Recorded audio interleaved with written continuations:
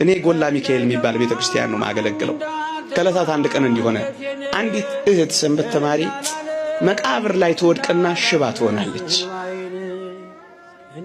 14 ቀን እየተጠመቀች 2 ሱባኤ ጸሎት ተይዞላት በ14ኛው ቀን እንዲሆነላችሁ ተጠምቃ ስትወጣ በሰሜን በወንዶች አንቀጽ ሁላችንም ለምዶብን በየበሩ እንሳለም የለ እሷንም ተሸክመዋት ልትሳለም ዞር ስትል እንደሸክም ብርሃናዊ እጅ ታያለች። እኔ ማገለግልበት ቦታ እያስቀደስን ማለት ብርሃናዊ እጅ ታያለች።